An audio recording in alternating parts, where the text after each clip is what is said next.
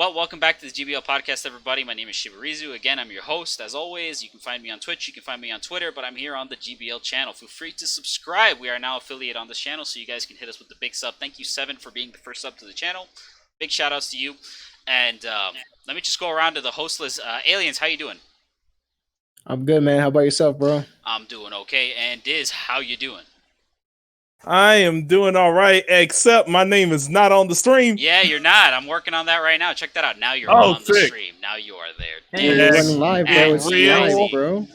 And man, our guest, we have to talk about our guest because there's this crazy new thing called Vtubing. It's not so new, but everybody knows about it now. So I had to invite one on the stream so we can stay relevant. And now I have Chick Zama, FGC, I guess, extraordinaire after working on Anime Evo Blaze Blue bracket, like all of them. Like it took a small army to get that done, but they did. And they do the VTubing thing, so I figured I'd ask him on the show, get a little perspective. Chick, how you doing?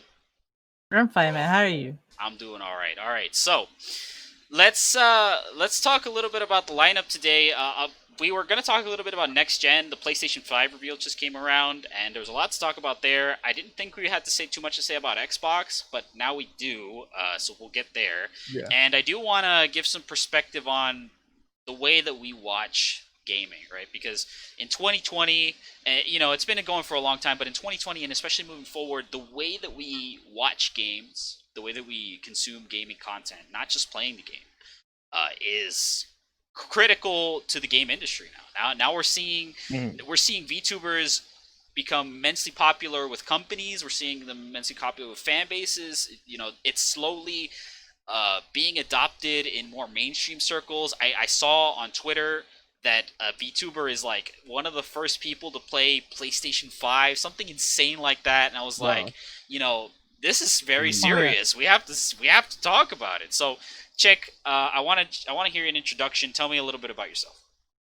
Okay, well, my name is Chick Zama. I am a virtual fighting gamer and Psyche Extraordinaire as a character, but you may also know me as a tournament organizer and a competitive Blaze Blue player. I worked with Anime Evo, and I also hosted WSC, which is like my own Blaze Blue major, online major. Yeah, what's this? What's with this this podcast and netplay people? Jesus Christ, we know our online tournaments, but we do have to talk a little bit about VTubing. So I did bring you onto the show just to ask you a couple questions about it. So let's just see. You already told me a little bit about yourself. You told me a little bit about where you come from. But tell me about the hobby, the passion. I don't know what you'd want to describe it as, VTubing. Where does it come from? What's the history? Like back when the pandemic hit, I like pretty much everyone else was like, well, what am I gonna watch, right? So I got into VTubers. Okay. So I'm like, well, this is fun. I could be like more anime. Sure, let's do it. Okay, yeah, I see the appeal. And has it always been? Where does it come from? I understand that a lot of the biggest VTubers are from Japan, right? Because I don't know very well. So give me like a history. Where does it come from? How did it get blow up?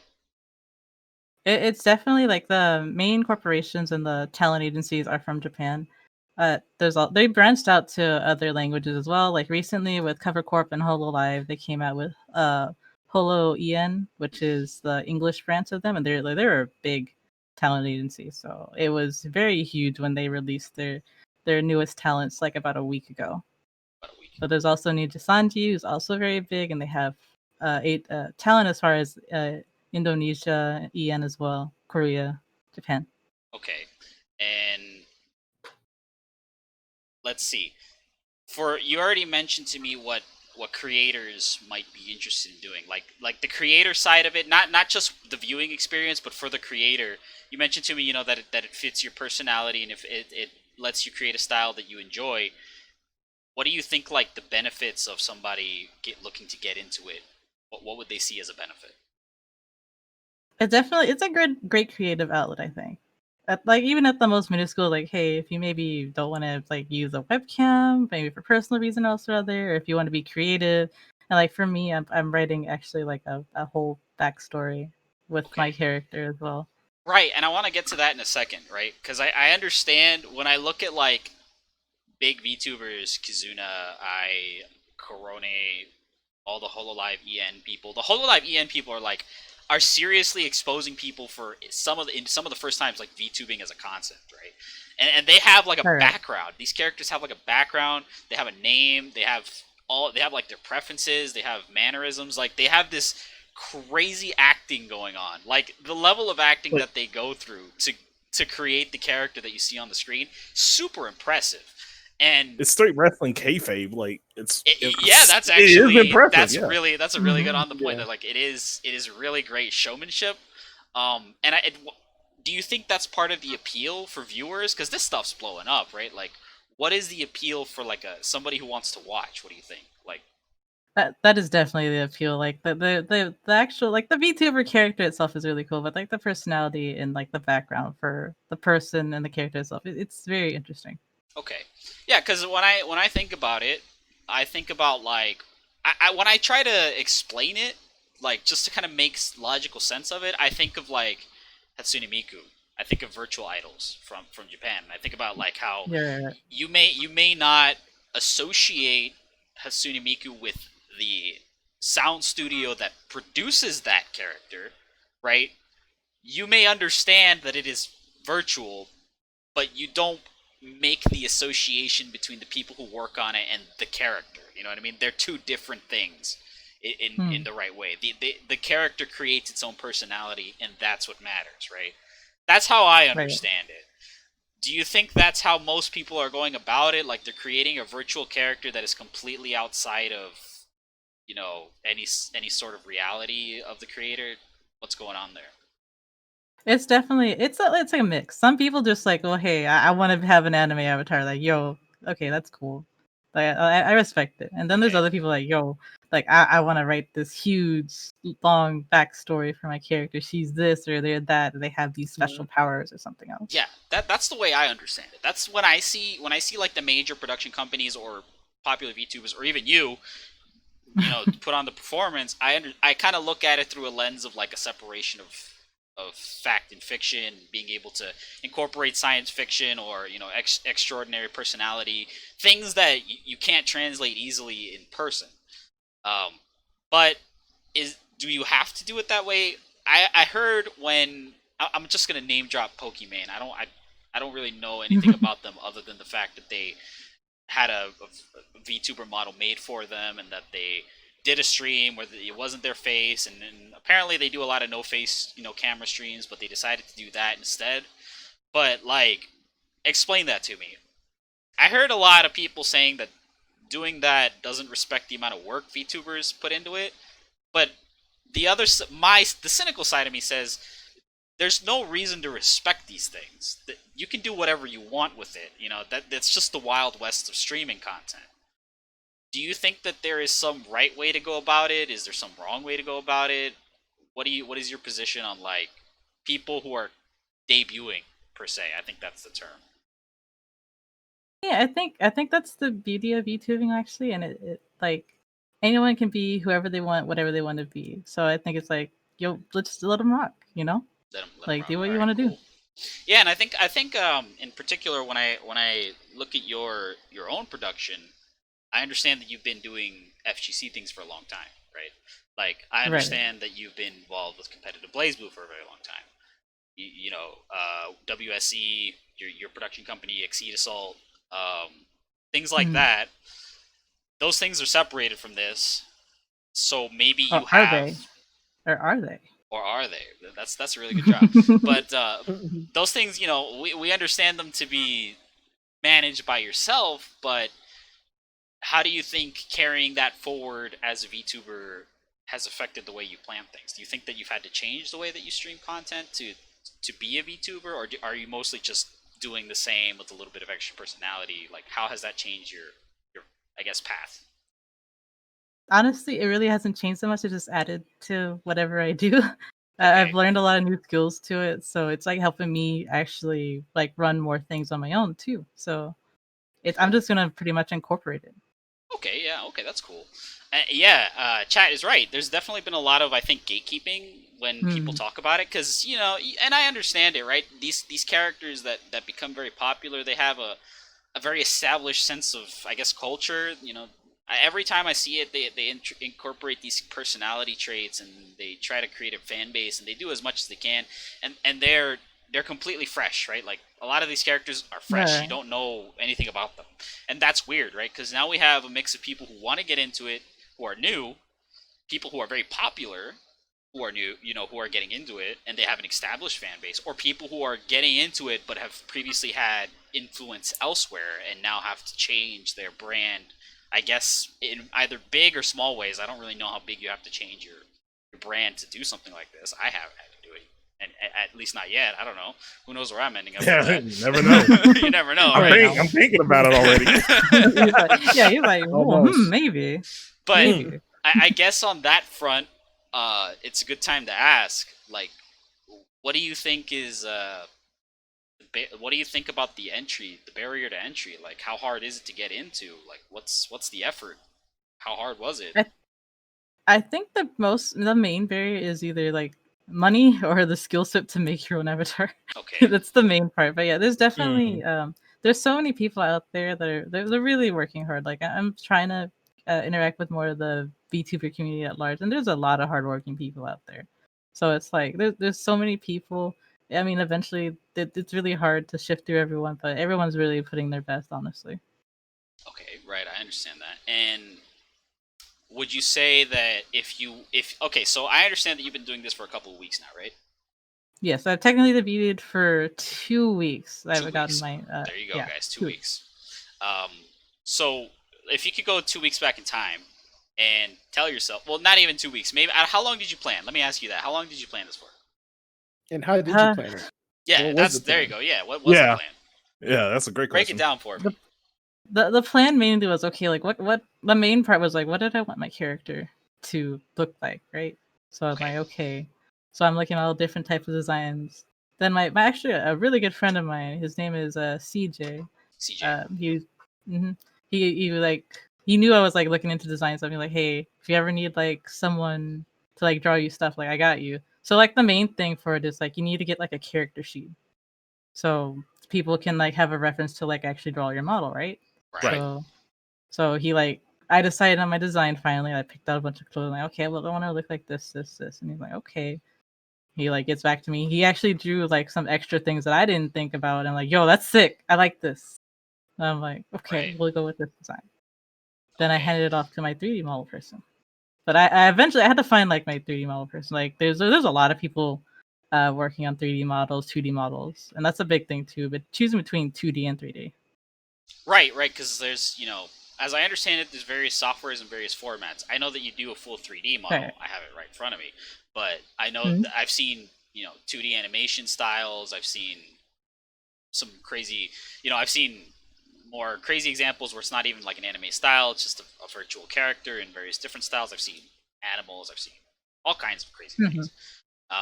And this kind of goes back to, I think most people are familiar with Face Rig. Yeah, that's kind of the biggest example.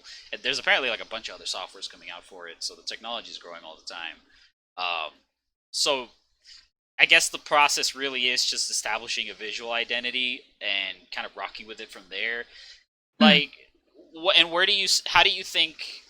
What kind of like opportunities opens up to you now that you have this VTubing? I guess. I don't know if I want. I don't know what I want to call it. Like a VTuber toolkit. Now that you have this, where do you go with it? What opens up for you? For me, like besides like fighting games, my other major hobby is writing. So for me, it's like, okay, I got this character.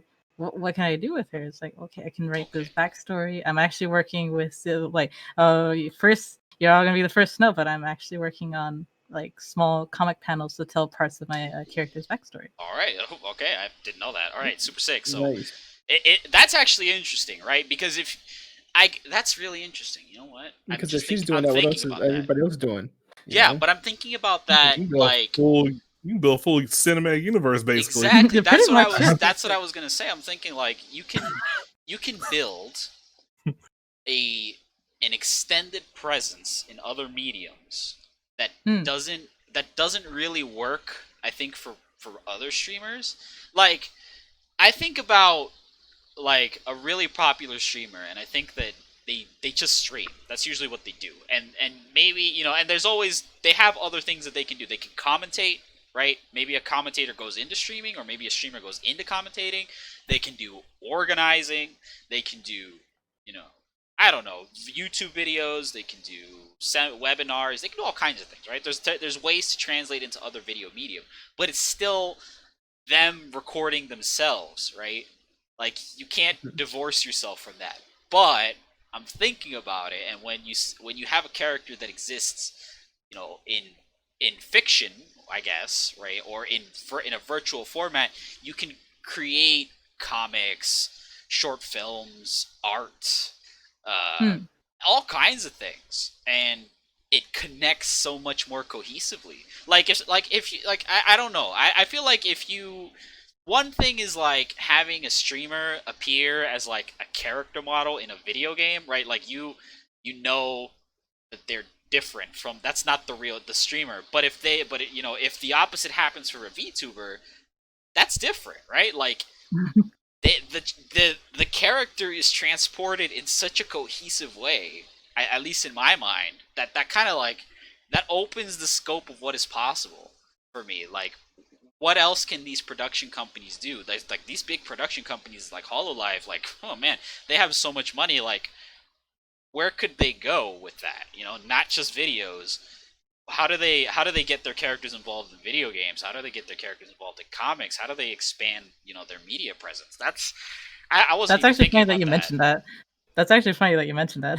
I can't remember what game it was. There was a gacha game. They actually had VTubers in the gacha game. Like, and that works so well for people who are into that community, because that representation of the character isn't necessarily any less accurate than the streamer doing their production, right? Like, there's no reason that can't be the same character. Whereas if a streamer, or, you know, a popular YouTube person, you know, with a camera, you can see them and it's just their person, you understand they're an imitation, right?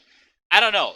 This is some really interesting, like, suspension of disbelief type thing that I think people are going to be like pushing the boundaries on as we go on, especially as like really big collaborations go down. Like I said, the PS5 thing that I heard, that was Nijisani, I want to say. Yes, that's actually my favorite VTuber that actually got to play PS5 beforehand. That's crazy. Like, now they have, you know, these VTuber characters demoing real life hardware. Like, that is, you guys have to understand, right? Like, the gap between what's real and what's not real quickly becomes very hard to determine when stuff like that happens. But it's definitely one of the most interesting things that's come up for streaming in a long time. You know, the accessibility of streaming has recently grown up. You know, Twitch has improved their feature set. They've put out a new streaming program. I don't remember what it's called. Twitch Studio is what it's called. You know, there's tons of new streaming software, streaming equipment, you know, tons of stream partnerships. Now that people are at home with the ability to produce content, most people can get access to, you know, gaming PCs or hardware to do stuff like that. We create these really crazy situations where new ideas can come out, right? Like, this is a completely new idea for me. I understand that there have been virtual characters in the past, but for people to start, you know, adopting it in the mainstream is completely unheard of. I don't know. Maybe I'm wrong. I don't know. Is this year the biggest year for VTubing? Maybe. What do you think, Chick? I definitely think it is. Like I said, like, everyone like tuned in to watch something. Like, they didn't know what to watch, and like, yo, let's just watch YouTubers. They're very entertaining. Like, it's definitely very widespread now. Like, I mentioned it before, like the show. Like, you have like me and like Lost Soul on FGC side. Like, yo, check out these VTubers, guys. And we have like Jando from the West Coast, who's also a big TO. He's like, check out these VTubers, guys. We're trying to rope people in at this point. Right. And I understand that we haven't even talked about the community aspect of it, right? Because now VTubers, I guess it's usually that if you're in a community within a game, you might support each other, right? But VTubers don't necessarily even need to do that. Like, VTubers, I guess, they don't even need to be sharing a similar game or a similar community. The fact that they're VTubers probably create some mutual support between them. I don't know. What is that like? It definitely is. There's a lot of support groups out there that they will literally say, "Hey, are you debuting at X day? Okay, cool. We'll go ahead and raid you, and we'll make like add everyone so people can like check you out." So there's a lot of resources. Like the VTuber community itself, they've band together to like help out so many new people. That's crazy. It's actually really amazing. Yeah, it's really crazy. Wow. Because it really does just become a community of characters that are emerging as, I want to say, real people really creating this stuff and getting support in creating, something that is wholly unique and completely virtual and completely a creative expression. They don't even necessarily have to pull any part of their personal selves to do it. They can just create a whole personality and a whole character. But I think everybody understands that at this point. It's just kind of the thing about it, right? Like when I see big clips of VTubers on the internet, like on Twitter or on YouTube, and I see highlights and I see translations and all this stuff. This is just like these people are creating images that are completely unlike themselves, or maybe they are like themselves. I don't know, and they get to create experiences that they might not otherwise be able to. That's kind of the interesting part about it, right? Like, yeah, definitely. If there's a person who may not have the personality that they might look like or they might act like in person, they can create it. They can create it in a virtual setting and show it off in a different way. And that probably is more successful for some people than traditional streaming. I don't really know where it's going in particular. But I don't know, Chick, what do you think the outlook is? Like, where do we go from here? Oh man, I think it's one of those things like you can really take this anywhere at this point. It's going to be so popular. There's so many avenues of what you could do between like artists and like content creators. It's like the possibility is infinite. Like I said, even for me, like I'm doing comics on the side thing. Like I'm commissioning artists to help me out with that. So like there's a lot. There's just so much that goes on, and I'm looking forward to it. But I guess now, tell me, like, what are your plans? What do you plan on doing? What do I plan to do? Like I said, comics. I'm gonna try and build my whole world story. Like the thing I plan to do with my streams is that there's gonna be some times where I'll go ahead and involve like the lore of my character within the stream itself. So I'm gonna. I got a lot of writing to do. So that's my main thing. I got a lot of writing to do.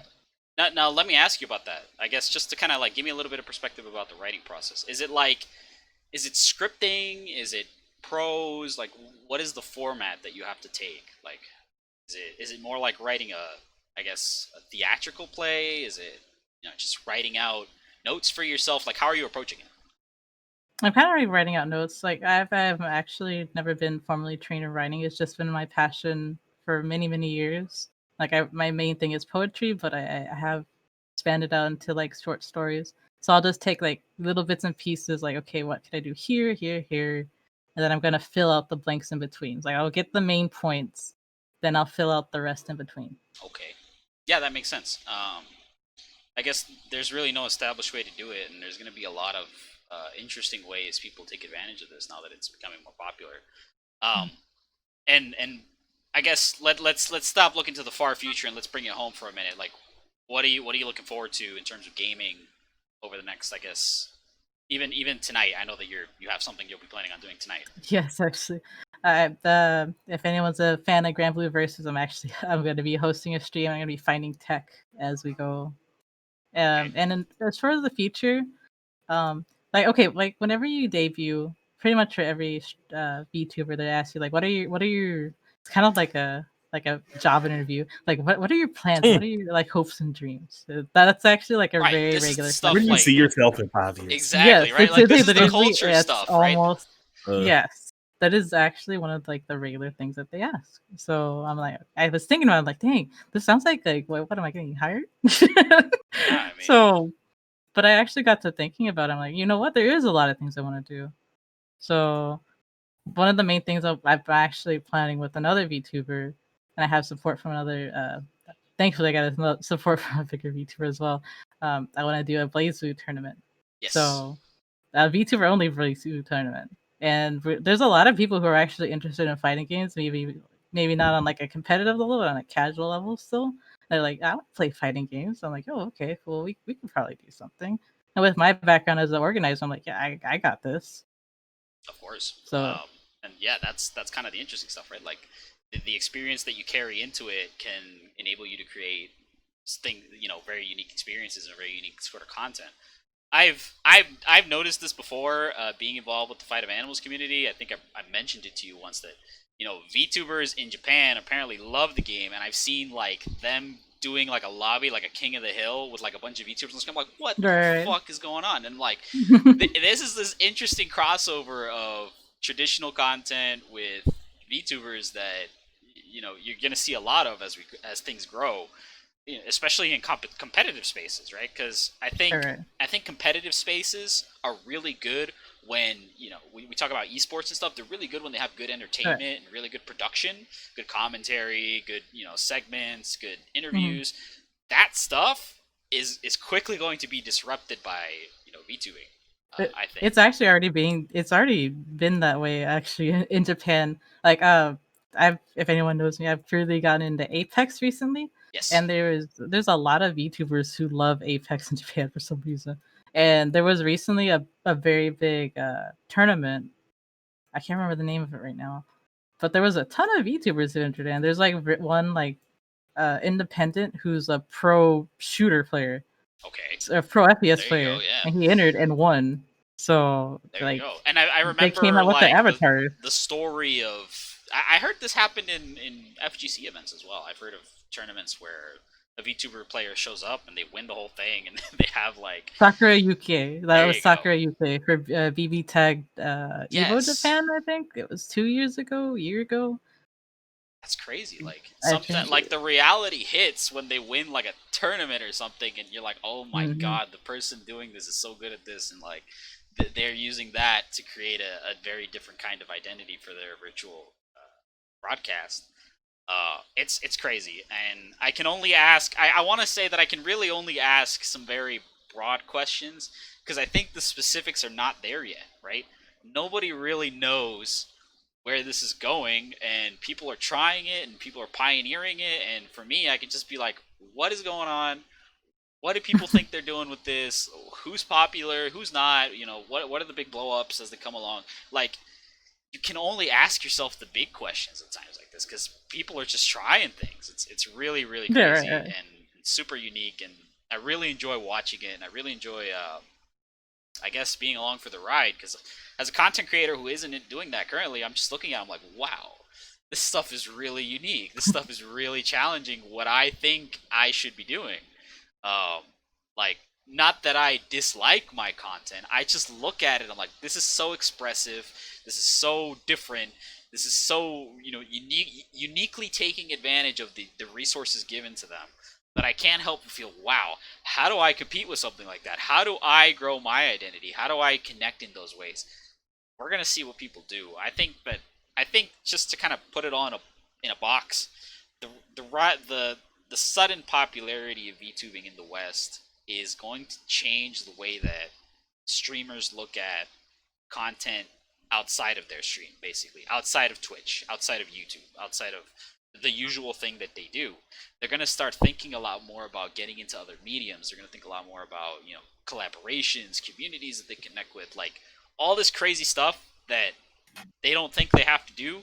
Now they have to do, because there's like a new brand of streamer coming around that is like super creative, super willing to do these super unique sort of like events, I guess, and that's going to be really appealing for a lot of people. I think the traditional way of doing streaming for Western audiences is really getting challenged here.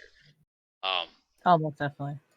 That's kind of my take on it. I don't know. So, like, closing thoughts. I don't know. What else do you have to say about it? What do you think your message is about VTubing to people who may not be familiar? I think the main message would be give it a shot. If you actually want to try VTubing yourself, go for it. It's very fun. Like, it's just another way to stream. Definitely check out like the more popular VTubers. They're really entertaining. it's definitely really good content. Just because like you maybe not be into the anime like style and everything, but it's more than that. It's like they're the characters. It is a really interesting experience. I highly recommend it. And where can people find you? You can find me on Twitter at @Chickzama, ChickZama. Yep, and I understand you have Chickzama Versus as well. Yes. That's actually my pure VTuber There you account. go, guys. There you go. You guys can get that immersive experience. Twitch.tv/Chickzama for their stream as well. Check out, tons of BlazBlue lobbies and stuff like that. I know you do like BlazBlue. You do single player games. Just very interesting variety content. So guys, feel free to check it out. And support people who are really innovating in this space, because this is where gaming is going. The line between gaming and watching gaming is quickly fading. So we really have to be aware of what's going on. I understand that you're going to be going ahead and setting up for Grand Blue. I don't know if you have anything else to say. I super appreciate your time. I want to say thank you all for having me today. I'm really honored. Thank you. I got to be next to a virtual character on the screen. Like, this is like, what am I doing? What? Like, I'm looking at my screen like, oh my god. No kidding. No It's real, kidding. bro. Yeah. The honor's all ours. Yeah. Yeah, I super respect it. If we'll let you do your thing. Thank you for having us again. Thank you once again. Thanks, Chick. Thank you. All right, and with that, we are going to move on to the next segment. We're going to talk about next gen. There's some really big things going on in next gen, and I want to start with PlayStation, because I'm going to go chronologically. Let's go PlayStation first, right? So, the last time we did this show was before the PlayStation 5 reveal event, and everybody kind of figured, they've been holding out on us for so long. This presentation is going to be the one where they finally tell us how much it costs and how much, when it comes out, right? And so it came. PlayStation 5 reveal. I don't even remember if it had a name. I don't remember. The PlayStation 5 reveal. The showcase. I remember it. Yeah, showcase is what it was. Showcase. And they opened up with their Megaton Bomb video game, right? Like, what they wanted was to create another PS3 presentation, like E3. Like, they wanted to open up with a game that was going to blow people's mind and set their expectations for first-party titles. And that game, once again, was a Final Fantasy game, right? Like, you think about Final Fantasy VII Remake, we're back. Final Fantasy 16 is a reality. They play this super stunning trailer showing the combat, showing the story, showing a little bit of the cutscenes. All of it, most of it, looked like in-game engine, content. So the game looks beautiful and it looks like a CGI cutscene. That Square Enix has been doing CGI for a long time. So for them to create that in a game, like, blew everyone's mind. I'm gonna talk about that in a minute. I have a lot to say about Final Fantasy 16. But just to kind of get through the show, they showed Spider-Man Miles Morales, a game that Sony has been clutching the pearls of the Spider-Man IP. Like, this is it. We have this piece of mainstream content. We need to make more of it. They make the movies, now they make the video game, and they make a follow-up to the video game, because of course they do. Miles Morales looks really cool. What else was there? The PS Now collection, which we'll get to in a second. But let's just talk about, like, their big blockbuster games. Demon's Souls Remake, right, by Bluepoint, Spider-Man, and those two games are going to be at launch, and Final Fantasy 16 Remake. So let's talk about launch titles. I have here... Oh, and Godfall, I think, right? Yeah, and Godfall is a multi-platform, but it is going to be on launch. Yes, it will be. So they showed a bunch of stuff. What happened? Yo, toss me the list. Okay, I'm going to toss you Make sure the I got list. that covered. Thank you. The list... I'm going to put it in the DM. All right, so... the list. The list... I'm going to go down the list, actually, because it's a very short list, so I guess we may as well talk about the Tell list. me the list. The list says Assassin's Creed Valhalla, Astro's Playroom, which is installed on the disc, Demon's Souls Remake, Destruction All-Stars, Devil May Cry 5 Special Edition as a digital title. You can only download it. It will come to physical later, is what I understand. Fortnite, because of course. Grand debut. Yeah, right. Godfall, the multi-platform game, Marvel Spider-Man Miles Morales, that game is going to include a remastered version of the PS4 Spider-Man. If you buy the Ultimate Edition, it's like $100, and you get Miles Morales and you get a remastered version of the original game. It's pretty crazy. Observer, System Redux, I think that's like a revival of a franchise. I'm not too familiar with it. And then Sackboy, A Big Adventure. The first Sackboy game in a long time. Wow, I can't believe they didn't call it Little Big Planet again. Since fucking PS3, man. It's crazy. I can't believe it's not called Little Big Planet again. Anyway, that game looks super cool, by the way. It looks like a 3D, like Mario 3D Land. And I actually love that game, so I have no problem with that, being a kind of a very straight, I want to say adaptation of the Mario formula. It looks really good, so props to them. So yeah, let's talk about it. Launch lineup. That launch lineup is really good if you like Demon Souls, is what I'll say. I think I see what you did there. like the launch lineup is really good. If you're buying it for one game, I want to say. There's not a huge amount of crossover here. A little bit. If you fall in a certain scope, exactly. You're definitely set. But let's be fair to them. This console will have full PS4 compatibility. That's the first time this happens. This is the first console generation, I think, where all the software carries over. So that's interesting. So you'll have your PS4 titles, and PS1 to PS2. Yeah, I forgot about that. Well, I don't know how I forgot about that. PS1 to PS2, yeah, totally. And I guess the PS3, right? But this is the first one I want to say where they really lean on that. I feel like it's different this time because they really want to talk about that aspect. They gotta. Yeah, they have to, because otherwise, what are you gonna say, right? Let's talk about, I guess, PS4 situation, right? Because to be fair to them, there's a lot of stuff that's still coming out on PS4 that is going to carry over to PS5 that is still very good, like Ghost of Tsushima, the multiplayer expansion is going to be on PS4, but you're obviously going to play that on PS5. And being able to carry all of that over means that apparently the PlayStation Plus collection is now a thing. I called it the PS Now collection a minute ago. PlayStation Plus collection is their, I guess, Game Pass equivalent. I don't want to call it Game Pass equivalent. What I'm going to instead call it is the future of PlayStation hits.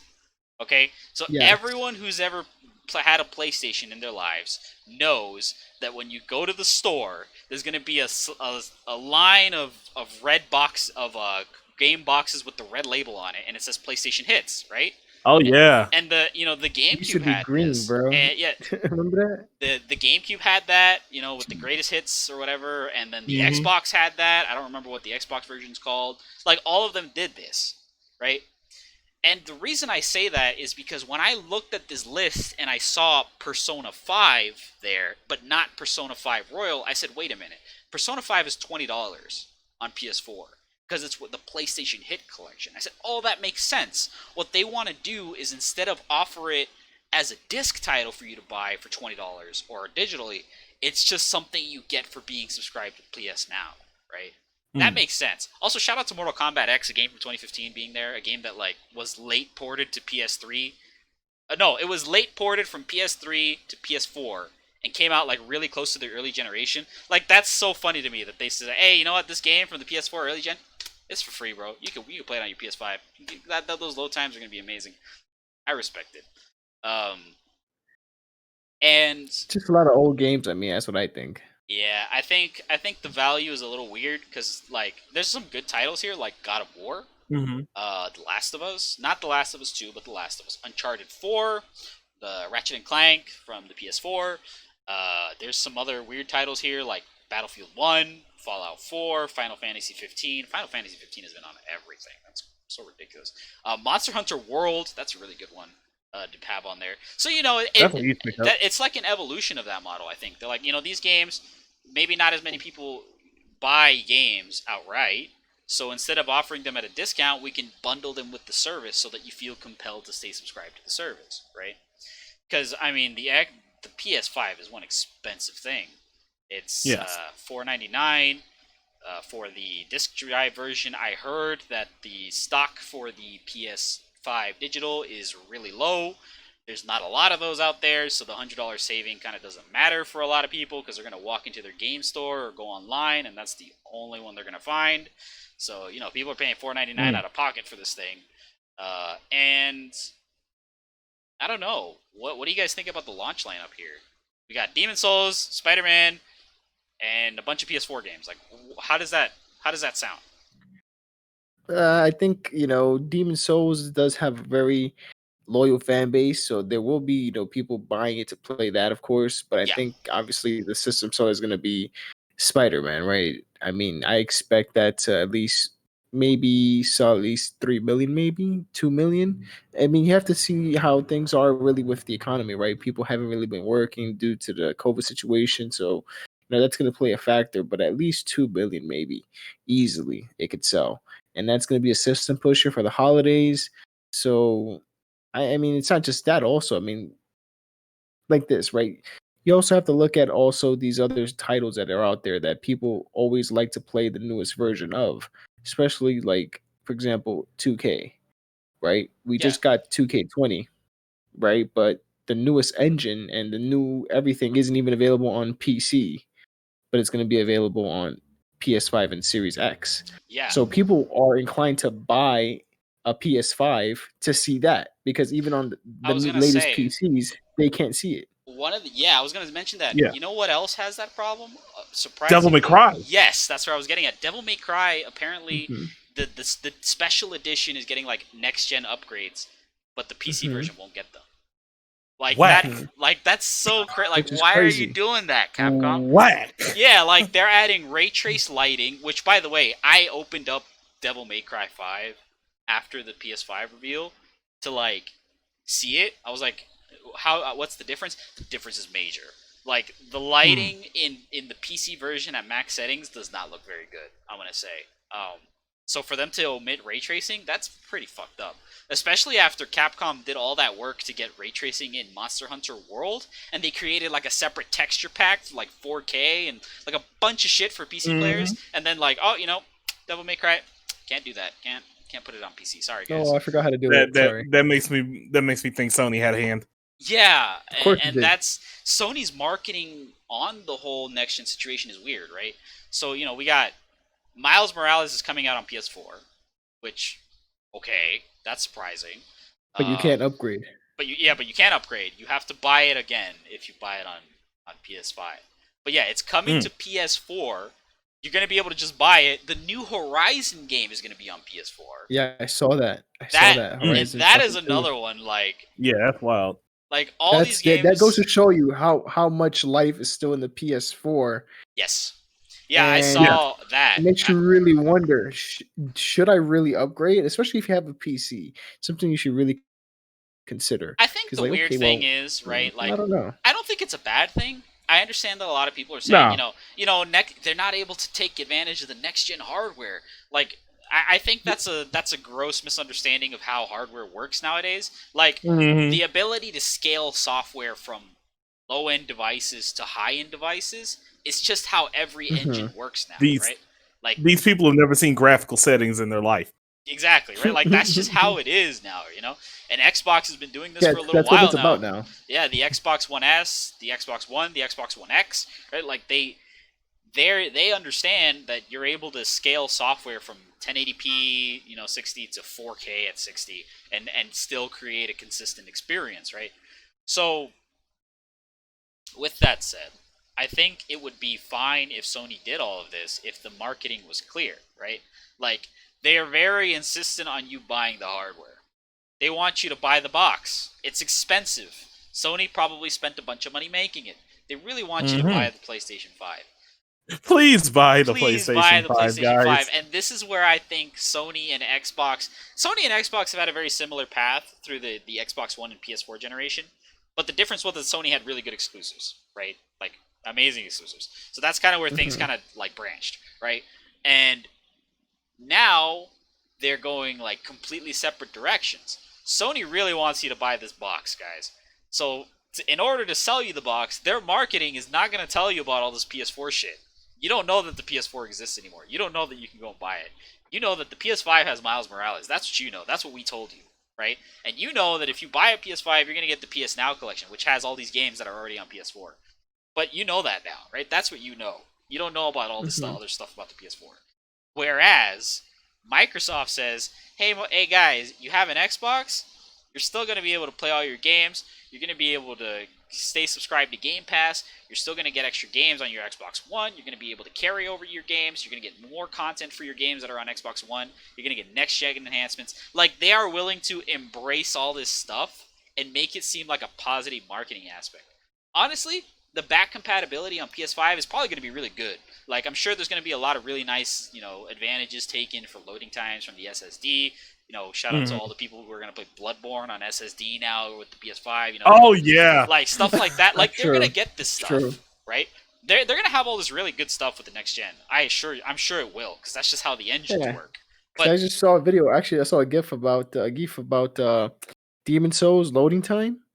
yes. On the PS5 it was 0.86 seconds, and on the PS3 it was 10 seconds. Yeah, no, you can look at So- go to Where YouTube. are they going to put the item descriptions? when is that happening? But let's talk about no, but you can look at you can go to YouTube after the show. You can go to YouTube and you can type in like PS4 Bloodborne with SSD, and you can see people who like modded their consoles to have an SSD instead of the hard drive, and it's like amazing. Like, it's like night and day difference, the loading time. Like, they're gonna still have that stuff with the PS5, but why? But Sony's weird, right? They're like, you don't know about that stuff. We don't want to tell you about that stuff. You guys have to buy the PS5 game. You really have to buy the box. You really, really, really have to buy Demon Souls remake. That's what I'm selling you. That's what you need. So their marketing is weird. I don't think they're really talking about it in a very convincing way. If I bought a PS5, honestly, I mean, Demon Souls would be cool. I've never been big fan of it, honestly, but I respect the people that do enjoy it because it's a very committed game. Yeah. Right? Because you're gonna die a lot, that's for sure. Oh yeah, and So it's got you need to be multiplayer. It's got that multiplayer component, and amazing it's world. super The game looks committed. beautiful. It's So- gonna sell so many people. Mm-hmm. For me though, I mean, if there was a game I would want to play on the PS5, it would be Miles Morales, because that's a game that I'm being pitched to show the potential of the PS5, right? Yes. I mean, or it would be Ratchet and Clank, that too. Right. Yeah, But that Ratchet I would trailer think was amazing. Yeah, Spider-Man, that's the one I'm in for. that one's cool, but I think Spider-Man gives you, I think, a little bit more in terms of, being that it's humans, right? The level of detail, Yeah, right? right. Maybe they'll be like, hey, look at the pores and look at the guy's sweat and all this other shit, Yeah, when they So did the whatever, trailer for right? Miles Morales, they had like that market scene with all the people and all the beautiful lighting Yeah, effects and bro. the smoke, and it So really all sells of that it. stuff, all the stuff on screen, right? So I think that's the one that's really gonna drive people towards getting the console. But outside of that, I mean, there's nothing really until next year, Yeah, So I want to say and then that with the shortages and all of this stuff, I mean, it's gonna be really tough to get a PS5. I've tried to get a pre-order, but I haven't been able to get through. also, Came close twice. earlier today I Nothing. looked up pre-orders for PS5 in international markets, including where I live. Oh my god, they're like $700 at the minimum. Like, it's like the import prices Insane. on that thing are going to be super expensive. So it's going to be, especially with the limited supply, it's going to be really hard, I think, for people to get a hand on PS5. And I think the real PS5 like sales figures might be staggered about like a year. Like, next holiday is probably when more PS5s are going to be sold than this holiday, I think. And In theory, even just yeah. in terms of games, right? Like, I specifically held off on Final Fantasy 16. I want to talk about Final Fantasy 16. That game is not coming out until 2023 earliest. That's what I'm going to say right now. That game is like Right. that game, the earliest I'm going to give it. Let's recap. They said the 22 first probably. major information will be in 2021. Okay? You know what? I'm going to go on some crazy predictions right now, and then we'll see if they're right. So, Final Fantasy 16, for context, is produced by a team of developers at Square Enix that includes Naoki Yoshida, right? And I've talked about this on my stream, but this guy is the lead producer on Final Fantasy 14. That's really big.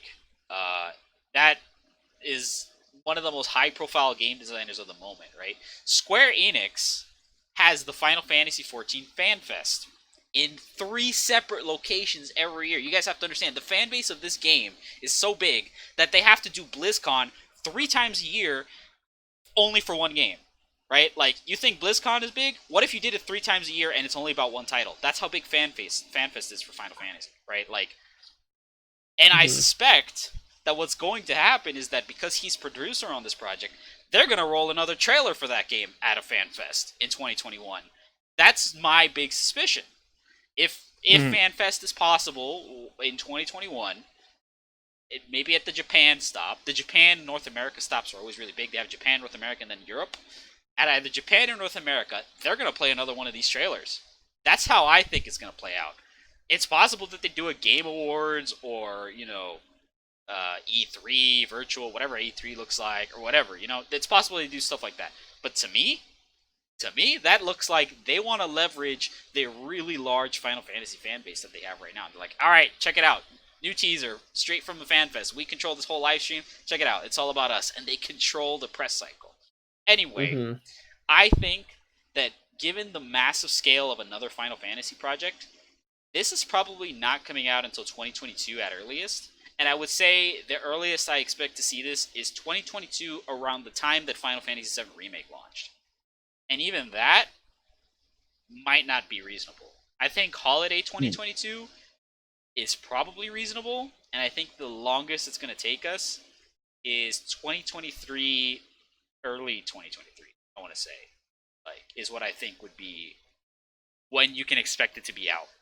And this is not even taking into the account that Final Fantasy VII Remake Part 2 is going to come out at some point between now and when that shit comes out, because that is the other part of this that we haven't considered. So, if you ask me, the launch title stuff, like, if I don't play Demon Souls, I'm not really sold on the PS5 yet. There's no game there that I want. And that's the reality. I mean, I don't really play Demon Souls, so I'm not really that interested. Now, Sony has, with their vile tactics, made me consider buying one whenever Final Fantasy 16 comes out, because I really want to play that game. I think it looks amazing. I think the people behind it are really talented, and I'm sure they're going to deliver a very quality product, and I'm probably going to have a great fucking time with it. But I don't know if it's coming to PC. Right? I don't know when the hell it's coming out on another console. I don't even know if it will. Sony is very weird. They said it wasn't. They said it will, but like, can you trust Sony anymore? Like, no. You should trust any of these companies, bro. But like, let's talk specifically about Sony, right? Like, Sony says, "Oh, Demon Souls." They show a whole presentation. Demon Souls Remake also coming to PC. Oh wait, no, it's not coming to PC, guys. You didn't see that, right? They said, you guys didn't see that. We have to re-upload the trailer. And and then let's talk about Final Fantasy VII Remake. That game's supposed to be on PC. Like, that, it's supposed to be. Where is it? Is there any news? Has anyone heard about it? Is there a news article saying, like, wait, what when time did it come out again? It? That came out in April. In April of this year. It's early to say that it's gonna have a date, but like, I don't trust them. I'm just like, a Sony-funded game coming to PC. I don't know, guys. Should be by end of the year. I feel like the statute of limitations for Sony. We don't know. We just don't know. Like big time. Yeah, I know it varies a ton. We have to fight for a decade for Persona 4. Exactly. Right? Like 10 years for Persona 4, and then Horizon suddenly out of nowhere has a PC port, and it's bad. Right? So that's weird. Right. And then what is the other one? We randomly got Detroit Become Human. Yeah, we got Death Stranding. Like all of these things have super inconsistent timelines where I'm like, I want to play the game when it comes out, or like I want to play it within a reasonable amount of time. So I'm gonna buy a PS5 whenever we know when that game comes out because I want to play it, right? Like, their fucked up marketing and their mixed messaging has somehow sold me on a console. Like, somehow they've gone around and created a situation where I'll buy it. That's not advertising. That's an ultimatum. There you go. Hey, they are holding Final Fantasy hostage. They're like, you want this? You want this game? You're gonna buy it. You're gonna buy the box. That's what they do, man. They show you the game, and then they point at the box like, "Yeah, you're gonna buy that, right?" Yeah, you're gonna buy the box, right? Like, hey, they're hurting me with that. I said they got I said all they gotta do is announce a wipeout, and I'm gonna have to be, please don't kill one. I gotta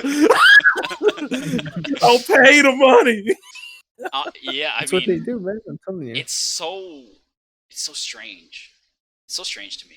It really is. It boggles my mind the way that Sony does their marketing. Like, in a way, it's genius because they've sold me. Like I'm gonna say, at least personally, I'm not buying a PS5 at launch.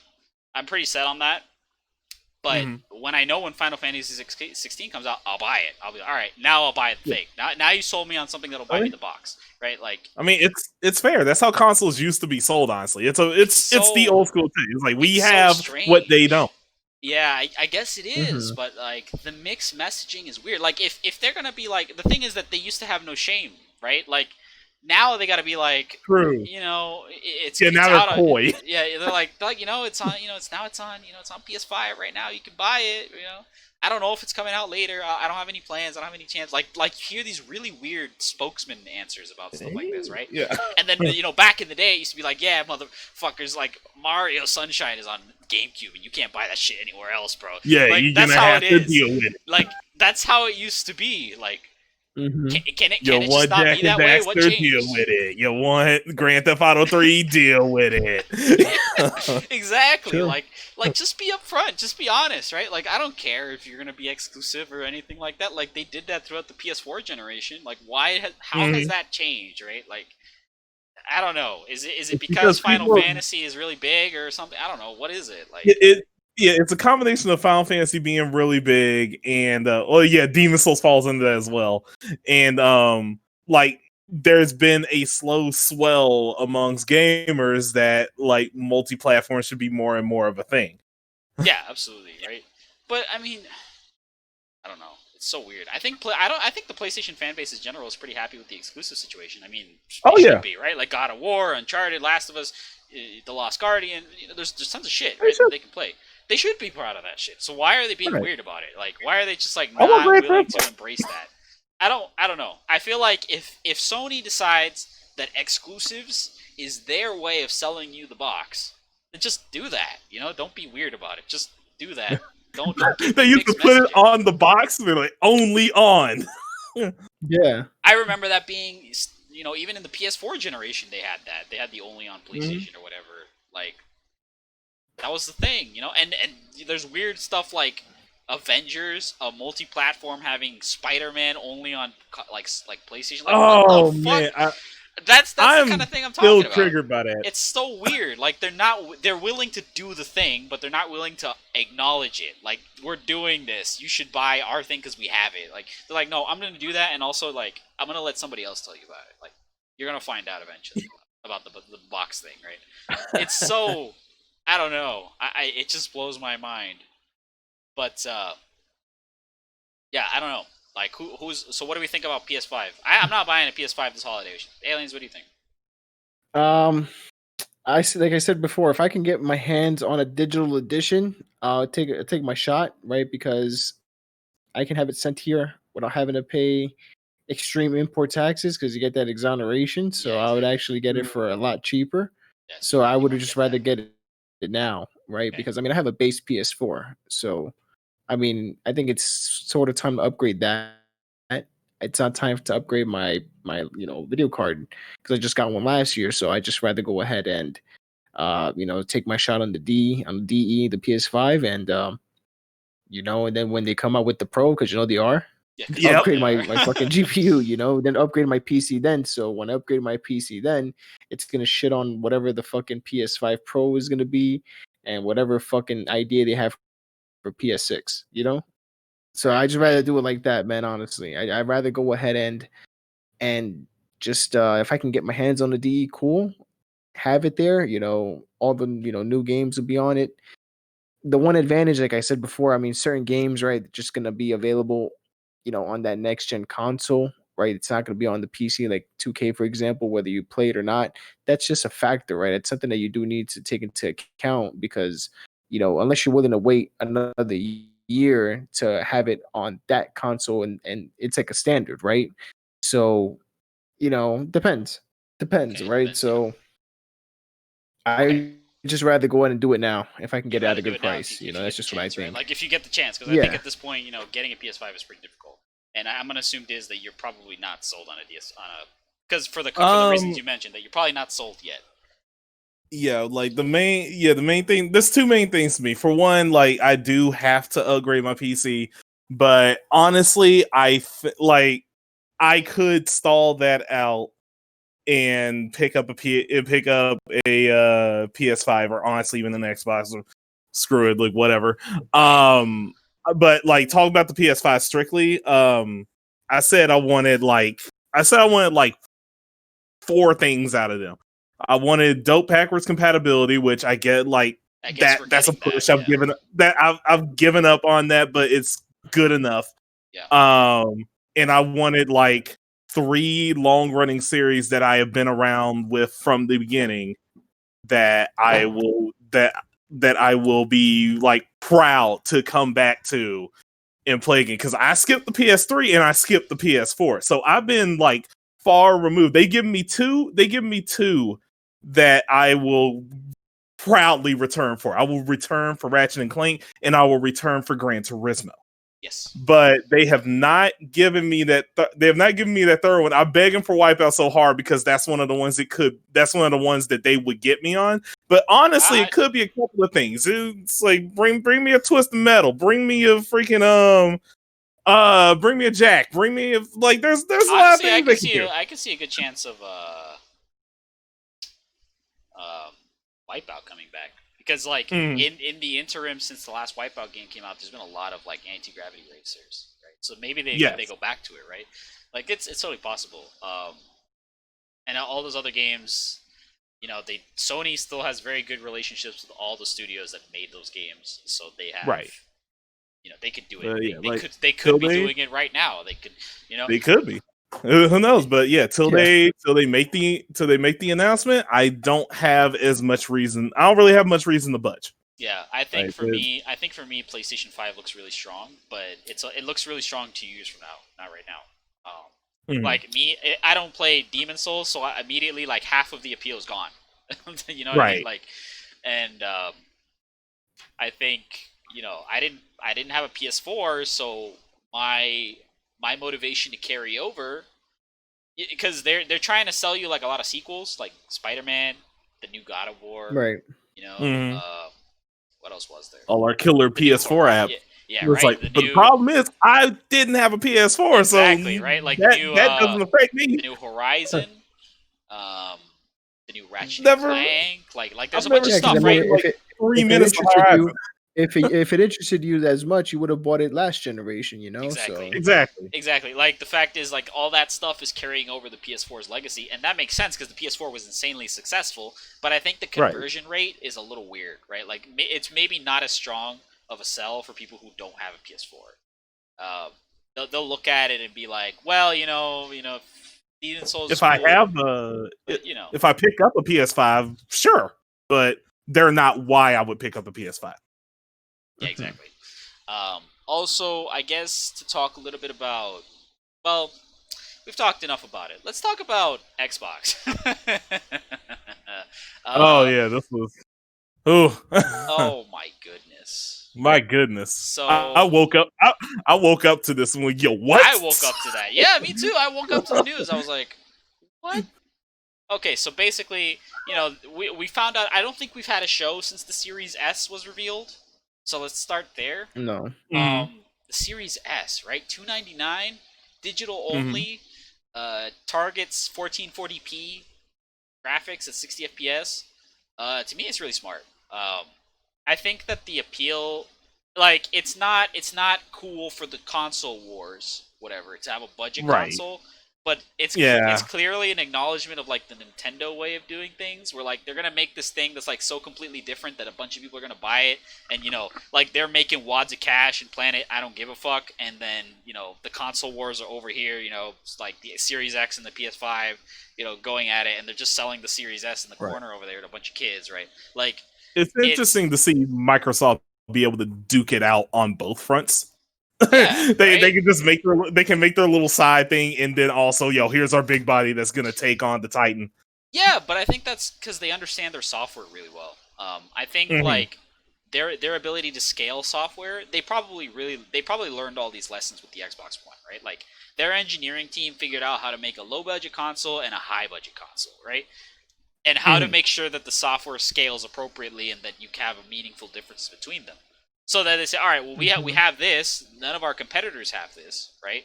Like even Nintendo, the closest they've ever had that was with the DS. Like the DS was the closest we ever saw to something like this before the Series X and the Series S, like a scalable console line. So now they have this thing where they can sell you a console that's casual approached, or maybe just budget approached, digital only, low price, plays all your games, has the focus is obviously Game Pass, and then you have this disk drive ready, ready to take on your massive backlog of games, 4K machine that will appeal to the more hardcore crowd. But I think their way of doing it is not, we really want you to buy the box. I don't think they want you to buy the box that much. And that's where the Bethesda thing comes in. So if anyone hasn't noticed, Microsoft just bought ZeniMax, who are the parent company of Bethesda, who are the parent company of id Software, and they also own Arcane, Machine Games that did Wolfenstein. There's like 8 studios. Yeah. They got the Evil Within people. They got the Ghostwire Tokyo people. Yeah, the Ghostwire. Well, they even got the Tango R&D. They even got the Gameworks. R&D for VR and shit too. Yeah, ZeniMax VR is a like really lot well of stuff. developed. So first of all, let's talk about that deal. So it was $7.5 billion cash. Holy shit, by the way. More than what Disney paid for Star Wars, more than what Disney paid for Marvel. To give you an idea. Jeez. I know it outpriced Marvel. It outpriced Marvel. It outpriced like a lot of things. Like I think only like Facebook's acquisition of WhatsApp has ever been bigger than this, something like that. And WhatsApp was like $20 billion, something insane, like disgusting amount of money. But to talk about, I guess the scope of this. So obviously now they own Doom, Fallout, Wolfenstein, Elder Scrolls, Commander Keen, Deathloop, Ghostwire, the list goes on. I'm sure I'm missing a bunch of things, but the point is they own a lot of really good IPs now. I've always considered that Microsoft owns a lot of really good IPs. They just don't manage them well. Like they own Rare, for fuck's sake. Like they own Banjo-Kazooie, they own Perfect Dark, they own what else do they own? They own like I'm not even counting the Bethesda things. Halo. They own what was the other thing that I was gonna say? One more around there. Oh yeah, Killer Instinct. A little game called Killer Instinct. Little game called Killer Instinct. They own like so many really good IPs, but they don't use them well. So when you see them buy like Doom, Fallout, and Elder Scrolls, some of the biggest multi-platform games of all time, the hope is that they use them well. Right. But I think what Microsoft wants to do with this is stack their service model with really good content. That's what they want to do. They don't. I think they care less about selling you the box. And here's why I'm going to say that. Earlier today, a tweet went out from the Xbox people hinting that something related to Doom is coming to Game Pass. That's what they're hinting at. It was like a fake email. It wasn't necessarily that. Well, they said something big was coming. No, because I did the thing. Yeah, exactly. Like something big was coming, and then in a hidden message, they said the Slayer is coming. The Slayer is coming. So all signs point to Doom Eternal, the Doom Slayer, or some sort coming to Game Pass. Honestly, I'm gonna be real. I don't think it's gonna be just Doom Eternal. I think they're gonna put all of them on there on Game Pass. Like all of them are already on PC and Xbox. Like all of them are there. You have Doom 1, all the Doom way was to already Eternal. on Game Pass. Yeah, exactly. You could just put the whole damn thing on there. Like that's something you can do tomorrow. Like the thing is, Xbox, the whole series. My goodness. Like one of the interesting things about this is that the deal is going to go down sometime in the second quarter of 2021, right? So they don't control ZeniMax yet, right? But you don't need to control ZeniMax to say, "Hey, put all your games on Game Pass," and they're gonna be like, "You know what? That sounds like a really good idea." Like you don't They're have gonna to go with it, yeah. you don't have to own the company to call the CEO of ZeniMax at the moment and say, "Hey, buddy, can you put your games on Game Pass? We'd really appreciate it." Like, you know what? Hey, guy who's gonna own my company in 6 months, would love to do that. Like that you can just do that. You can start working on that tomorrow. Like, and I think they probably already were. That's why they have the announcement there already. They probably started talking about. Yeah, this they're for a long probably time. working on it during talks. Exactly. Right. I bet the talk started as, we just want Doom on Game Pass, and it just evolved into, all right, we're buying ZeniMax. We're buying Bethesda ZeniMax, by Yeah. the way. So now they, Funny. the fact that they're going to be able to own the entire Doom collection on Game Pass, that's like a crazy boost in value to the Game Pass collection, isn't it? Right? Like that Well, changes. yeah. Already super good. It's already Well, it's not already just got a that. ton of value, but now you have the whole Not ju- that. Tell me what you got. Well, not just that. I mean, you have all these Western RPGs that people really Yes. enjoy, right? I wasn't You even got getting there yet. Elder, you got Fallout. Then you have people that like Doom. Doom has been around for so long. Quake, right? Yeah, Quake. What is When's it? when's the remake Prey, of I think it Quake? was. Yeah, Prey is Prey. They do have Prey Prey. is one of them. and they have They Dishonored. have so many games. They have Dishonored. They have so many games, right? And then not just that. That's going to be, likely a day and date sort of game that's going to be released on Game Pass. So now they have you covered they have you covered on one front with two different types of games. You got your shooters and you got your RPGs. But let's be clear, right? Like with what they're doing here.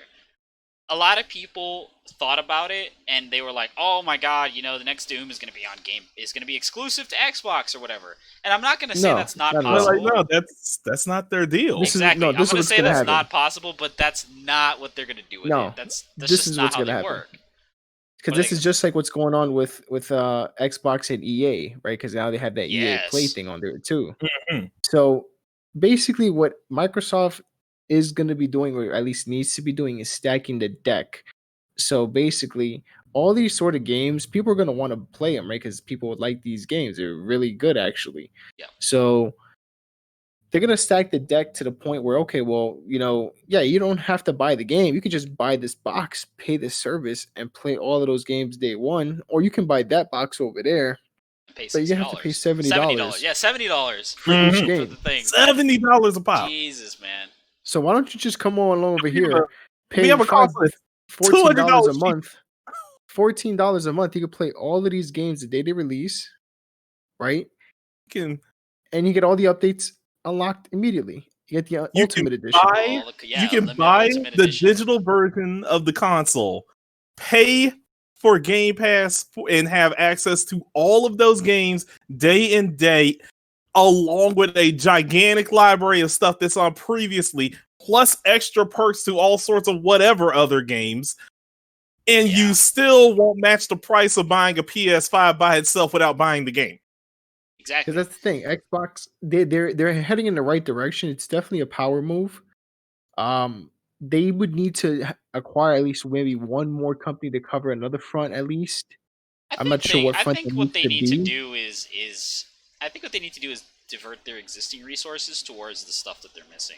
Like, there's no reason Rare can't make another fucking Banjo-Kazooie game. Like, why? But instead they're making Sea of Thieves. Like, and with all due respects, that's not a tight now. It's cool. Yeah, I'm not ripping it, but I'm saying, like, when I don't think Microsoft necessarily expected to run into this problem.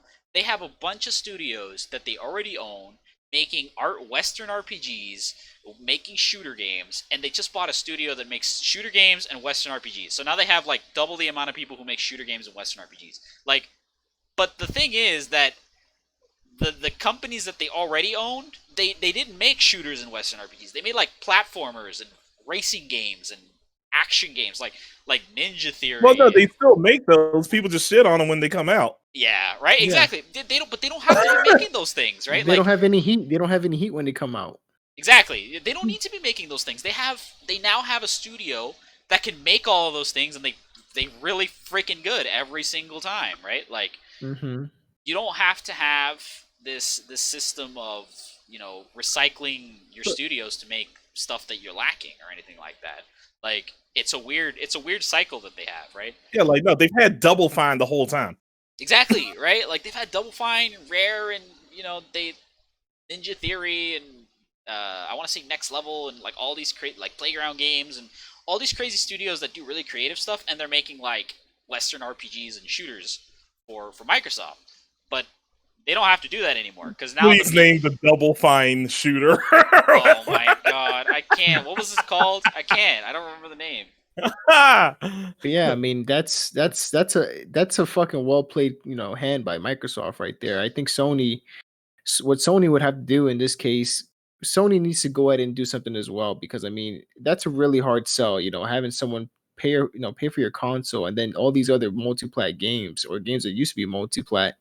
You mean to tell me that I got to pay $70 to play it here when I can right? just So get that's it a over really there? good value proposition for them. So what I think Sony needs to do is do the counter, right? In this case, it would be, since Microsoft has Bethesda, right, and ZeniMax and all the games or other studios that fell under it, and also they have that partnership with EA Play for Madden and FIFA, in particular, which is huge because those are yearly releases that people really buy. Yeah. Ooh. So yeah, I think what they need to do, they need to do something with Take-Two. Take-Two is. I don't know how they would work it out. I think it's weird. Take-Two, because it's 2K and GTA, which are two different sort of brands under the same tree, and they do phenomenal numbers every year. I mean, GTA with the updates, and then 2K with the yearly releases. So that's something that Sony needs to do, because they'll sell consoles every year. And maybe Activision with Call of Duty. I mean, they did have that last gen. Well, I mean, they are securing exclusivity rights with Call of Duty. Yeah, so that's right. They have to do that because that way it sells. Because I mean, the fact that Microsoft went to this length, and now they're gonna those companies still are gonna make multi-plat games, but now Xbox is gonna make money off of that. And then there's people that are interested in those games, especially Elder Scrolls. So yeah, I wanted to get to that specific part of it. Because honestly, I don't think Sony has to do that much different. I mean, if they want to make blockbuster exclusives that sell their consoles, fucking fine by me. That's I mean, that has been the most successful model. Everybody now has their thing. Yeah, if what they want to do is sell you like crazy, batshit insane exclusive titles, that's fine. I mean, sure, right? Like, let them. Go for it. Who's gonna stop them? That's really good. That's what sold the PS4. Like, they have no reason to change that. But Xbox clearly has to do something different, right? So I'm gonna talk about Microsoft, not Xbox. Microsoft, and then I'm gonna go from the top down. So Microsoft is a company that has a net worth of $1 trillion. So when people start talking about like, Sony should buy, Bandai Namco or whatever, Konami or whatever. Like, good luck. Like, do you guys understand how much money Microsoft has? Like look up the net worth of Sony versus the net worth of like Microsoft. The picture becomes much more clear. Right. We're anyway, recording on Windows. Exactly. Right. Like they own. They have $1 trillion to spend in their wallet, and they're like, all right, we got to do something different. And there's an interview with Phil Spencer where Phil Spencer talked to the CEO of Microsoft, Satya Nadella, and he says, honestly, if we could just leave gaming, honestly, like if we're not gonna invest enough in it, let's just stop doing the thing, right? And he's like, all right. Phil Spencer, he says, if that's the case, then what we need to do is become 100% a gaming company. We need to spend the money on being a gaming company. Now we need to be a gaming company. We're not Microsoft who makes Xbox. We're Xbox, the gaming company, right? Like, they need to reinvent themselves and find new passion for it. Anyways, let's talk about the way Microsoft makes money. Microsoft doesn't sell hardware, right? Only Xbox. They sell a Surface laptop and a phone that I don't fucking know anything about. It's like $1,000. It's got 2 screens. Right. Like, that's what, and a mouse pad and a camera. Like, that's what people know about. I think the most iconic Microsoft product might be the webcam. I don't even know what it's like the life The cam life or cam, something I like think that. it's the Surface because the NFL uses it. Okay, yeah, that's true. Yeah, you got the Surface and the fucking webcam. Like, those are the things that they sell. But that's not what makes them their money. What makes them their money? Software. They make a lot of fucking money on software, right? So it doesn't make sense for them to compete in the hardware space, right? They need to compete in the software space. So this is where I talk about, multiplats. I think Microsoft is going to look at every single game and say, what is the audience here? And if you look at a game like Starfield, right, which was apparently supposed to be 6 months exclusive to Sony, according to Imran Khan, which is crazy. Like, that game is going to be a blockbuster release whenever it comes out. Microsoft's going to look at it and say, put that shit on PS5. They're going to do it. Yeah. And they're like, hey, can you guys do a Switch port? That'd be really cool. They're going to do that. Yeah. They're going to do that. Like, people are forgetting we make money. Yeah, and they're going to make a ton of money. People are forgetting that the sequel to Ori, the Ori and Will of the Wisp, it came out last week on Switch. Like, Microsoft has no problem with it. Like, if Microsoft wants to put a game on a Switch, on a phone, on a on an iPhone, on a Minecraft's like on everything. Exactly. But I think Minecraft was already on those platforms before the acquisition of Mojang. But Minecraft Dungeons was not, and that game had no reason to not be an exclusive, but it isn't an exclusive. You can buy that game on PS4. You can go and buy a game that says Xbox Game Studios on a PS4. They had no reason to do that, but they did. Because nobody else can say that. Because they don't need to do the thing where they're like, we really need you guys to buy the box. Like, please buy the box. This game is for the box. Buy the box. They don't need to do that. They're like, buy the game. We're Microsoft. This is a passion this is our side hustle. Sure, right? The Xbox is a side. Sure, right? But I think what they're doing is that they're like, okay, well, Microsoft, Phil Spencer, he looks at Microsoft and he says, well, where does Microsoft make all its money? Software. Windows, Office, Microsoft Azure cloud services. So you look at the hardware, you're like, what the fuck am I trying to make money on hardware? Just sell software. Just sell software everywhere you can. Sell software, sell access to software. Exactly, right? But then there's a twist to this, right? So, they call Todd Howard into Phil Spencer's office, and he's like, hey, where's Starfield? And he's like, all right, I got Starfield right here, boss. And he's like, all right, put this on PS5. Can you guys put it on Switch? And Todd Howard's like, yeah, we can do it on Switch. He's like, all right, put it on Switch, and it has to be on Game Pass day one. He's like, all right, I'll do it on Game Pass on day one. And what they can do is, instead of charge you $70 for Starfield, they can charge you nothing for Starfield. And they can convince you to buy the box because you don't have to pay anything for Starfield. And then anybody that says no and buys Starfield anyway, they still get the dub. Get the money, right? Exactly. Yeah. So if they want to offer, because Microsoft nowadays with Office 365, Office you don't buy Office in a box anymore, in a little box. Right. You don't do that anymore. You buy a subscription. It's a service. It's like freaking Adobe. Exactly. So they're like, all right. Well, we want to sell a service that a lot of people will use. And I'm going to get to the part where a lot of people use it. But the problem is that if I try to do it on PlayStation, Sony might kick me out. They're going to say, I don't like the way you're doing it. Stop doing that. Right? and they kick them out, right? So it's like, all right, well, now we need to have hardware that as many people possible can buy so they want to buy the service. Because then we decide the rules of the service. We decide what gets to be the service. That makes sense to me, right? They are creating an environment where they can control the service model. And apparently it's successful because 15 million people are subscribed to Game Pass. Now, 15 million people doesn't sound like a lot for a system seller. But do you know how fast they got 5 million subscribers? Within 6 months. That's apparently the figure. They went from 10 million to 15 million in the span of 6 months. That's really big. And we're talking about end of generation. The console's not out yet. No big exclusives. Just the pure value of the service almost. And people didn't like the Xbox One. Exactly. We're talking they had about a down generation. It didn't matter. Their generation, they were on the back of the pack the whole generation, but they still got 5 million subscribers in between. In 6 months. That's crazy. That's crazy growth. And if the Series S and Series S and Series X are successful, imagine how many more people they're going to get in a year's time, right? Like, it's a really big deal.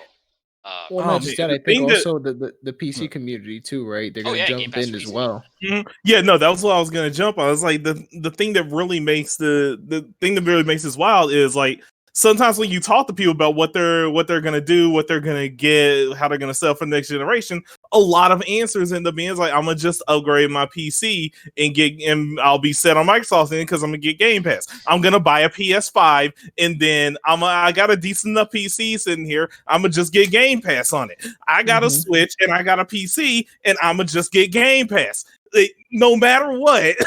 you go back around to Microsoft service. Like, they have created a situation where they can make money on almost everybody, right? Like, the new Doom, the new Elder Scrolls, the new port of Skyrim or whatever, like, it's gonna be on other consoles. They're happy to take your money for it, but they're also gonna say, hey, buddy, you want to play this game for free? Buy Game Pass. Hey, buy this. Hey, you want to play it here, or you want to play it for free?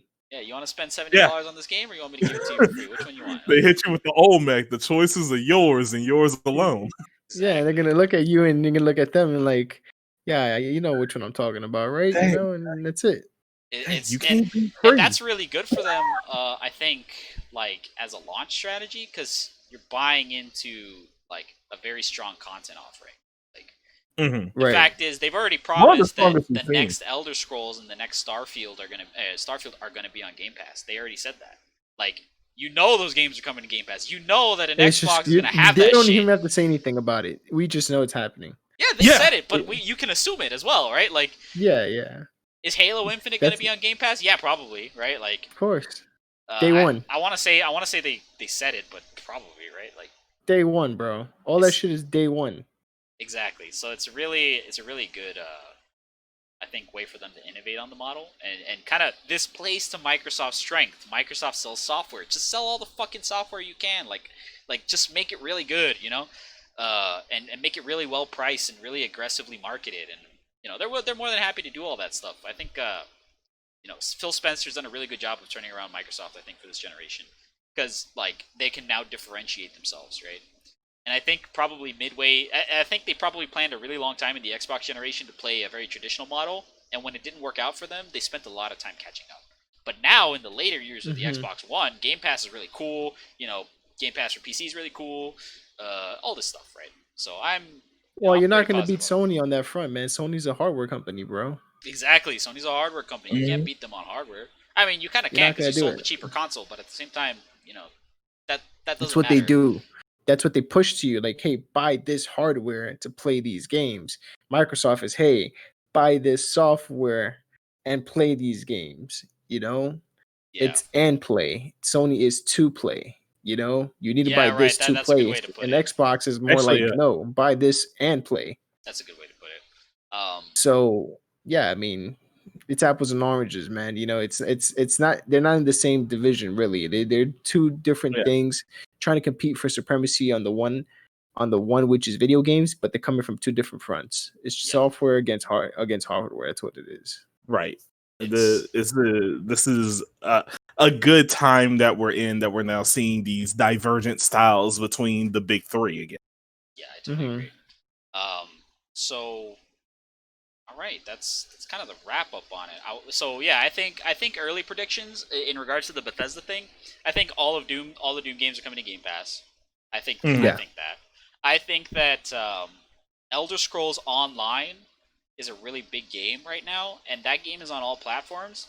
And you can so that game's weird. It has like a DLC model and it has a subscription model where you buy major expansions, and you can also subscribe so that you get the DLC that they release every couple of months for free or whatever, right?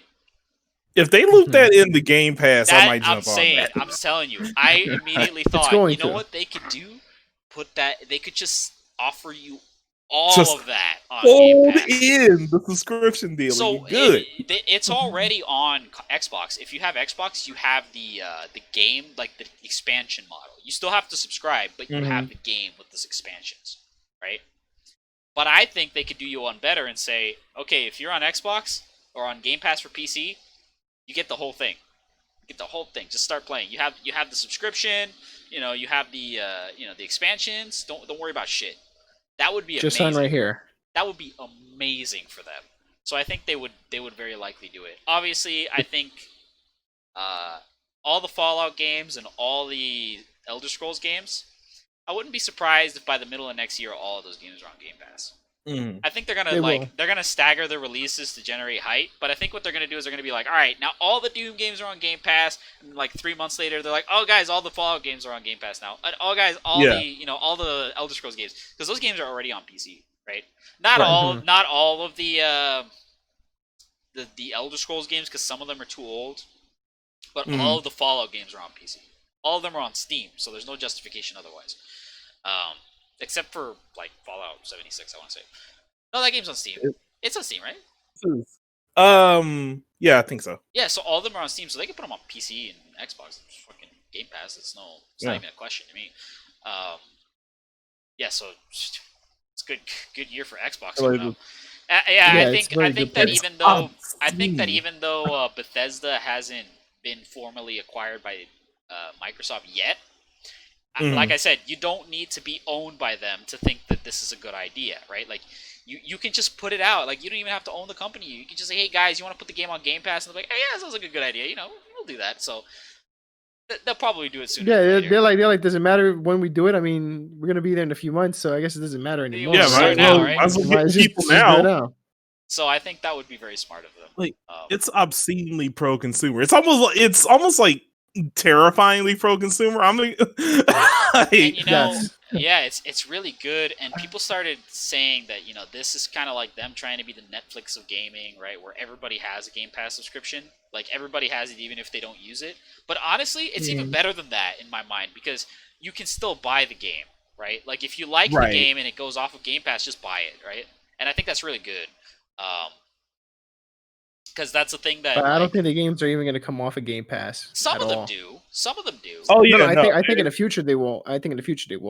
Maybe. I don't think there's any guarantee of that. But like, the fact is that when you have Game Pass, you get discounts in the Microsoft Store. So like, you can buy the game if you really like it. And I have done that. I have, been in a situation where I look at a game and I'm like, I really don't want this game to be tied to my subscription. Let me buy it, I have it at a good price. It's on sale. Let me buy it. Or it's like, I really like this game. My friend has it for free on Game Pass. I don't have Game Pass. I'm either going to get Game Pass or buy the game. And Microsoft making money on me either way. So, like, it works out really well for them in terms of, selling software as a model. Right. It also drives a little bit of FOMO because when the games are about to leave the pass, they make sure to give you that last call. Anybody want to get this game while it's on Game Pass and it has the sale applied? Get it now. Yeah. Absolutely. So yeah, I think Xbox is gonna have a pretty good year. I think the benefits of Xbox are gonna show a little bit earlier. I think that by next year, Xbox fans they're gonna be eating good. They're gonna have these really great games on Game Pass in the next gen, and they're gonna be like, and they're not even gonna play them.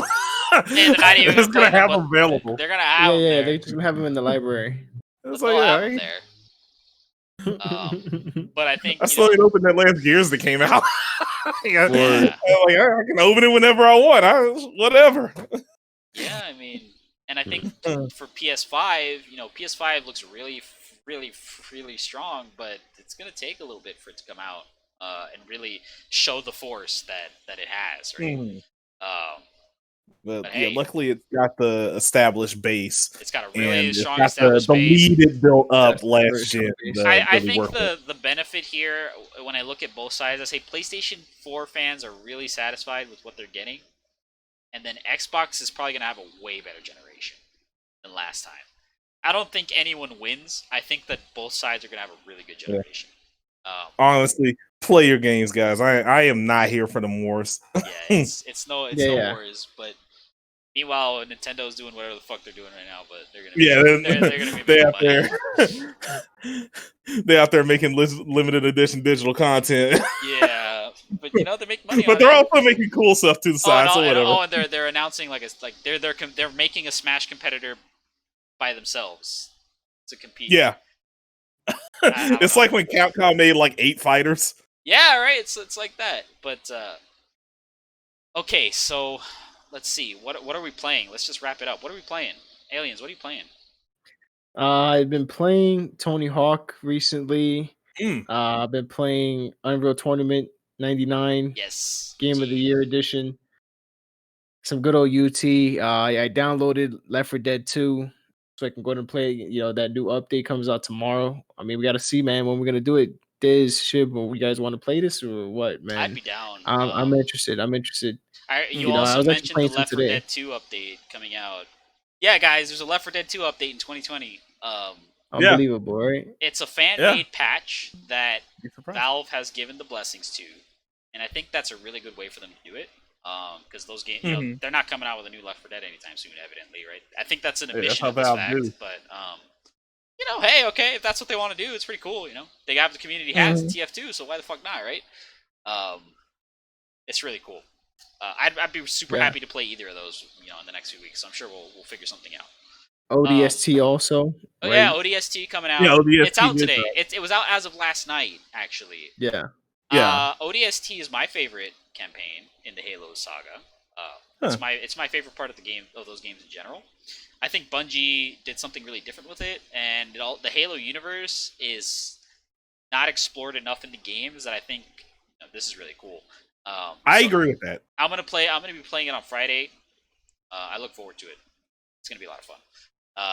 I guess I'll talk about what I've been playing. What have I been playing? I've been playing Among Us the last few weeks. That game is ridiculous. That game is like amazing. I think everything about it is really, really funny. It's very clever. I think the strategy they have, where they have like a free mobile version that has crossplay with the PC version, that's like Galaxy Brain. Because you have the game that you can show your friends or your stream audience, right? Because the streamer thing is really good, and then you can have them try it and like, oh wait, this game's really fucking sick, and it adds a ton of value to their model. And that's like a Fall Guys on PS Plus. Yeah. Mm-hmm. Also, we just got confirmation a couple hours ago that the old plan by the Among Us devs was to create a sequel, but they decided to cancel the sequel. Instead, they're going to add new content to the existing Among Us, which makes perfect sense. I mean, the game has more people playing it than fucking PUBG. Like, there's no other way to do that. Like, no reason to make another one. You can't. You have to use that install base. You have to. So anyway, they confirmed that there's going to be at least one new stage coming very soon, and some new content. So I look forward to that. I think the game is going to be, very cool. Nice. Congrats to them. Yeah, very congrats to them for the success and being able to, handle that situation. What else? You know what I haven't been playing, but I am going to play is Rivals of Aether. That game is going to get Definitive Edition, which will basically bundle up all the DLC tomorrow. So if you're watching this show live, because if you watch the VOD, it's gone. Buy the game on Steam right now, and it's going to be upgraded to Definitive Edition tomorrow for free. So if you don't have it, it's like $15. Buy it. Indie Smash type game, cool, right? So I'm gonna play that game. I'm gonna buy it and enjoy the benefit of the upgrade and give it a try. I've never played it. I've heard mixed feelings about it, but I'm looking forward to trying it. I've heard good things. What else have I been playing? I don't know. Shit.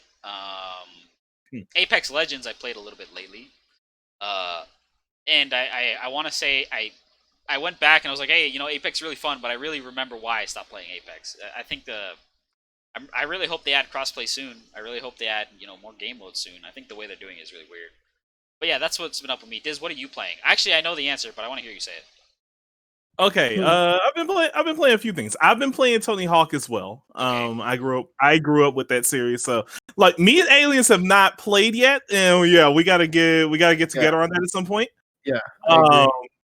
I've also been playing a bit of Rocket Arena, which that game has enamored me a little bit. I am super late to the train on that, but hey, I have it free from my Twitch Prime. I haven't tried it yet. Right, yeah, and it got a good jump of players off of that. And yeah, I've been very impressed with it, which is rare because I'm super fickle with shooters and stuff. Alongside those, I have pulled out my PlayStation 2 and I've been running a bunch of stuff on that recently.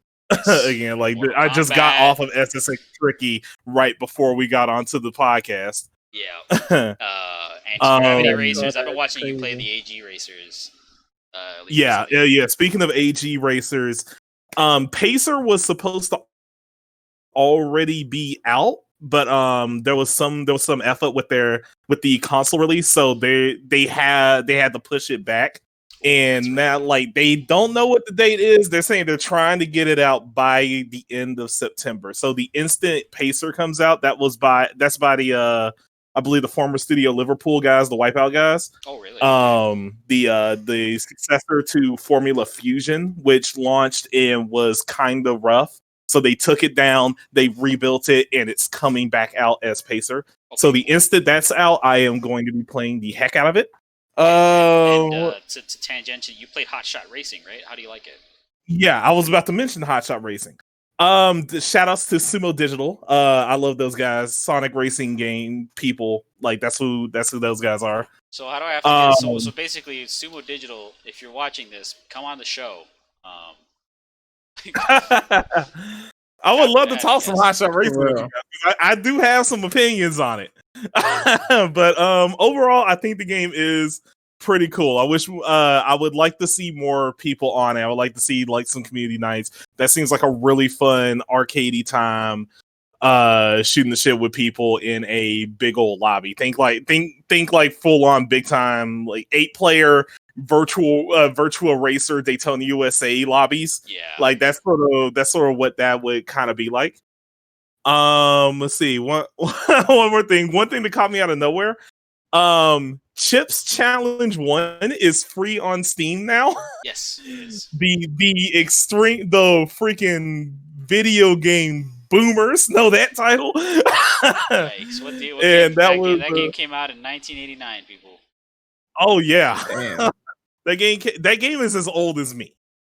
But it's I just say that it has 148 levels, so the value was there in 1989. Hey, value's there, and I would implore everybody to go pick it up. It's hard as heck. It's a puzzle game, but like, know your game in history. That's a big part. That's a big part of it. Shouts to the Chuck's Challenge guys for doing that. I had no idea they did that. They also like updated Chuck's Challenge within the month or something like that. You were talking about games that get updates out of nowhere. So that one too, that game came out in like, I don't know, mid 2010s. Yes. Also, Unreal Tournament, the original version, got like an open source update or something like that. Like, sick! They added like a bunch of bug fixes. So, wow, that is another thing. So, a lot of weird updates out these days.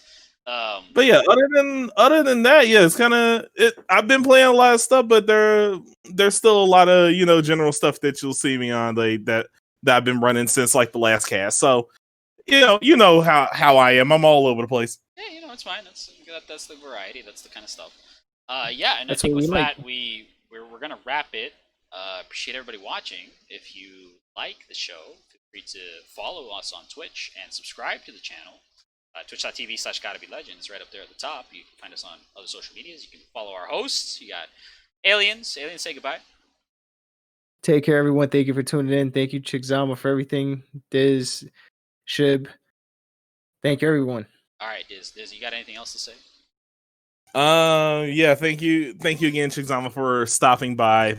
Thank y'all for bringing me in. Thank y'all for like listening to us ramble for this long. You know what? I want to say before anything, somebody brought up the voice acting in Subnautica, and I'm like, I interviewed the guy who did those voices, and I was like, I'm gonna pull up the video. That was 6 months ago.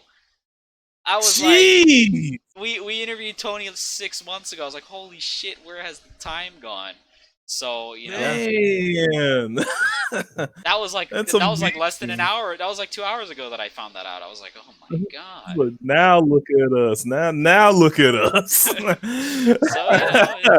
that's just how it goes, right? Well, yeah. Thank everybody.